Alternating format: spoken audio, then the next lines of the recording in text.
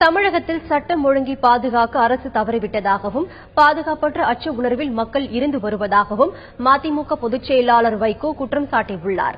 நெல்லையில் இன்று செய்தியாளர்களிடம் பேசிய அவர், உடுமலையில் தலித் இளைஞர் பட்டப்பகலில் படுகொலை செய்யப்பட்ட சம்பவத்திற்கு கண்டனம் தெரிவித்ததோடு, இதுபோன்ற சாதிய வெறியில் இருந்து சமூகத்தை மீட்கும் கடமை அனைவருக்கும் உண்டு எனவும் கூறினார்.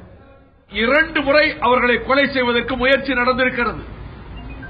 காவல்துறையிடம் புகார் செய்திருக்கிறார்கள். இந்த பெண்ணின் தந்தை, மாமன் யார் மேலெல்லாம் இவர்களால் உயிருக்கு ஆபத்து இருக்கிறது என்று அவர்கள் சொன்னார்களோ அவர்களை விசாரிக்க கூட இல்லையே போலீஸ். அவர்களை விசாரித்து கொலை செய்து விடுவோம் என்று மிரட்டியதற்கு வழக்கு போட்டிருக்க வேண்டும் அல்லவா?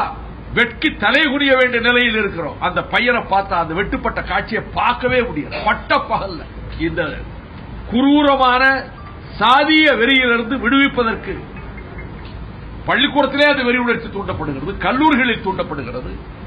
அந்த அடிப்படையில் கல்லூரிகளில் மோதல்கள் வருகின்றன. இதிலிருந்து விடுவிக்க வேண்டிய கடமை அனைவருக்கும் உண்டு. ஒரு பாதுகாப்பற்ற இன்செக்யூர் ஒரு ஃபீலிங் எல்லார் மனசிலும் ஏற்பட்டுருச்சு, பயம். இந்த அரசு, this government has totally failed to maintain law and order.